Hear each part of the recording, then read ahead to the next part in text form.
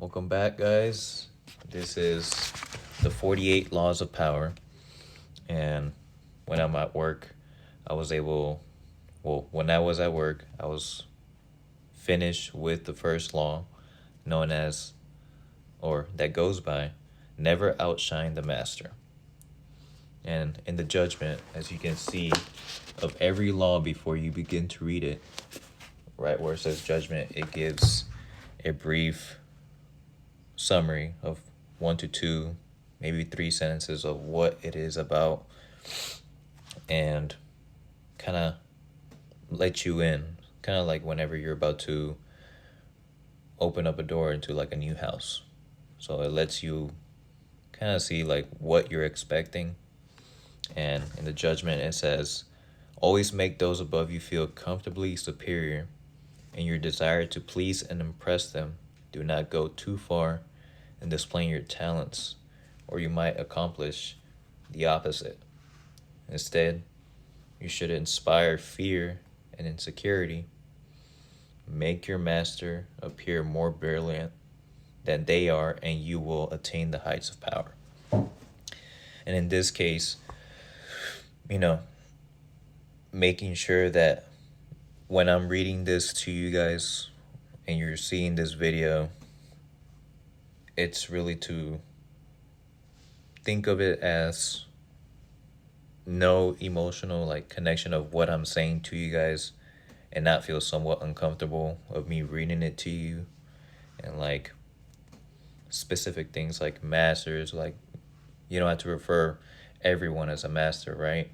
It could be someone that's like your boss, if you know them, or someone that's in charge of you. And this doesn't mean that you have to have all ill will to everybody, right? This is just playing the game, right? Everybody is playing the game whether or not they know it. A banker, a farmer, everyone's playing a role, right? So, and to get to the top, me reading this and you guys watching this, I hope to somewhat give you guys an insight of what it means to get to the top, right? Specifically in this first law. And from reading it, I'm not gonna read the whole thing, because I know it will take a lot of time, and I don't want to lose you guys in the process of just me speaking, paragraphs upon paragraphs, right? So, as far from reading it, it was a very good chapter, very good first chapter.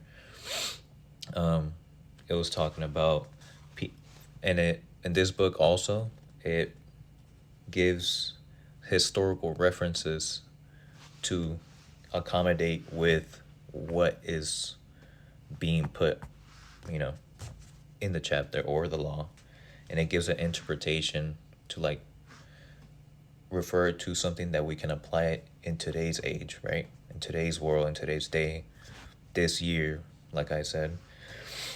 And it has quite a few names that you may or may not know.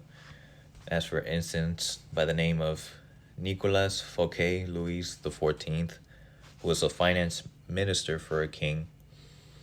And with this first demonstration, it shows us how and in this case, he shows us what not to do.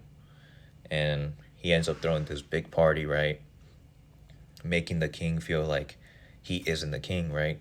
That's what it means to never outshine the master. And in return, he thought it was like all good and dandy, right? And by the end of the party, the very next day, he got arrested, and he spent the rest of his life, in prison, in military confinement, or solitary confinement, not military confinement.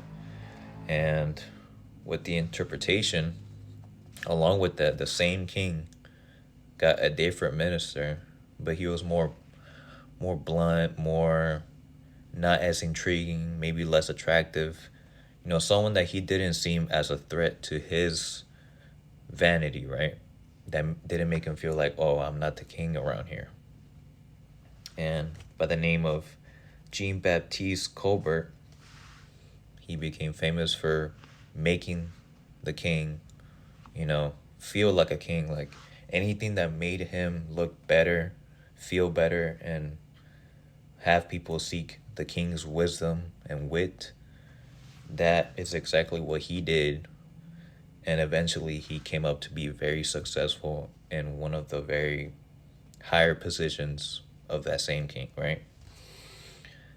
And the same thing goes for another story, as some may know, like the Italian astronomer, as it says here, the mathematician Galileo. And Galileo was very, I would say a lot of people known or have heard of him in history books. And I say he's very, quite fond of his work and fairly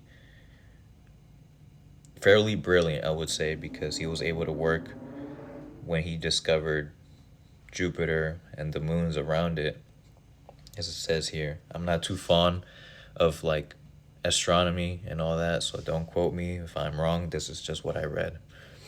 But he compared one of a royal family, the Medicis, if that's how you say it. I'm sorry if I butcher that name, but the Medicis was like a royal family, like nobles, and he compared them to the same like cosmic power that it is like Jupiter and the moons, in which in return he didn't ask for money. Instead, he received gifts from the same, royal family, and in return, it helped them become very successful and no longer have to make a new invention or a new map or things of that nature to keep him afloat, to be able to like live his life, right?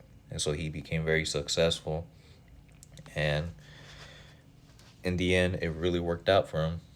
And that's what it shows us of what it means to make your master kind of feel, look, and inspire to be like the best around everybody, right? Because that's what they really care about. They don't really care about whether or not they're smarter or anything like that. As long as their image and their glory is spoken of, that's what they want.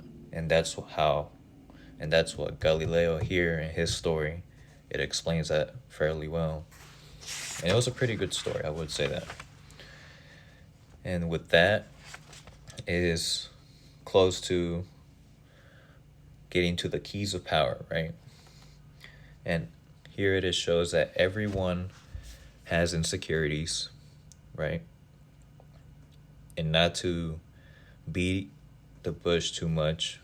When you see those things happen and you acknowledge it, you will also see that most of the times you don't even have to do anything of it.